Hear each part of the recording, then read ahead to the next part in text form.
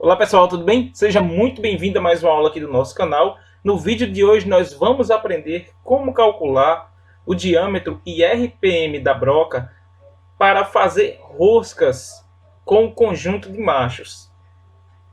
E esta atividade ela é muito comum no dia a dia da manutenção. Veja, é uma fórmula simples, mas muitas vezes se você não aplicá-la, você corre o risco de fazer uma rosca sem a profundidade dos filetes como deve ser.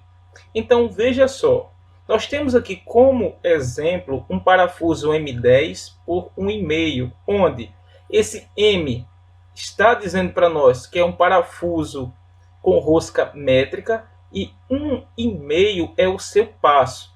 Ele tem aqui um comprimento útil de 30 milímetros e tem aqui, ó, ele é um parafuso sextavado e a sua cabeça aqui tem 17 milímetros. Então, um parafuso M10 por 1,5. Mas antes de realizar a furação para iniciar o processo de rosqueamento, você precisa saber qual será o diâmetro da broca ideal para esse tipo de rosca. E para isso, tem esse cálculo aqui muito simples, onde o diâmetro da broca é igual ao diâmetro da rosca menos o passo. Já vimos aqui que o diâmetro da rosca é 10 milímetros e o seu passo é de 1,5. E aí faz um cálculo muito simples. Diâmetro da rosca menos o passo. Encontramos aqui o diâmetro da broca de 8,5, ou seja, 8,5. Então, para fazer essa rosca em uma chapa, por exemplo, temos que utilizar uma broca com 8,5. E aqui eu tenho representado aqui a união de duas chapas. A chapa superior ela apenas tem um furo passante.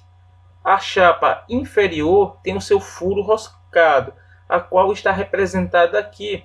E ela tem que ter o seu diâmetro aqui, ó, do furo para você fazer a rosca de 8,5, para que tenha a quantidade de material suficiente para assim criar os seus filetes. Mas já temos aqui o diâmetro da broca. Agora nós temos outro dado importantíssimo, que é saber qual é o RPM para este diâmetro de broca aqui.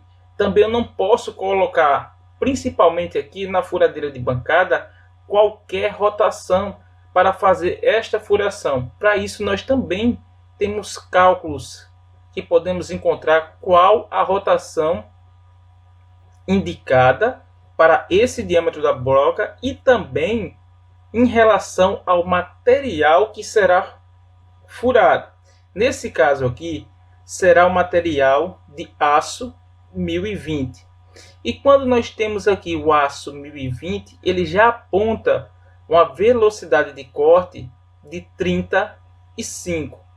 Aonde eu encontro isso? Você encontra facilmente em tabelas os valores de velocidade de corte de acordo com o material que você vai usinar. E aqui nós temos a fórmula, onde o N, que é a rotação aqui da broca, será igual a VC, que é a velocidade de corte, vezes 1000. Isso aqui dividido pelo diâmetro da broca, vezes π. Quando eu venho para cá, substituindo os valores, nós temos a velocidade de corte, que é 35, vezes 1000, dividido por 8,5, que é o diâmetro da broca, vezes π.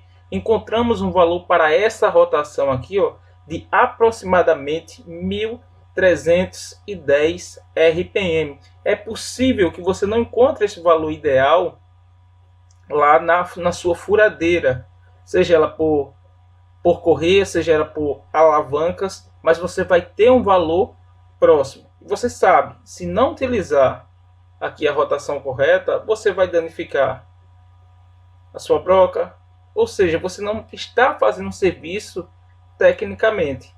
E veja só, eu tenho aqui a tabela para nós podermos dar uma olhada. Aqui ele já aponta 1.310 RPM, para uma broca de 8,5. Então nós já sabemos que para fazer uma rosca M10 por 1,5, a broca ideal é de 8,5.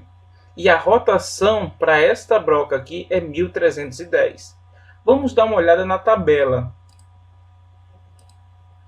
Veja só, aqui eu tenho um recorte da tabela que ele aponta aqui, ó, alguns materiais. No nosso caso lá, a chapa é aço 1020, por isso nós utilizamos a velocidade de corte de 35. E aqui, quando eu venho nessa coluna esquerda, o diâmetro da broca, nós temos uma broca lá, ó, de 8,5. Ela está entre 8 e 9. Aqui tem os valores inteiros, mas o que a gente calculou lá dá 8,5. Aqui nós temos o avanço, mas o que nós queremos aqui é o RPM. Calculamos lá, encontramos 1310. Quando a gente vem para cá, se fosse uma broca de 8, teríamos uma rotação de 1392. Se fosse de 9, 1238. Como ela está aqui, ó, neste intervalo, por isso encontramos ali uma rotação de 1310.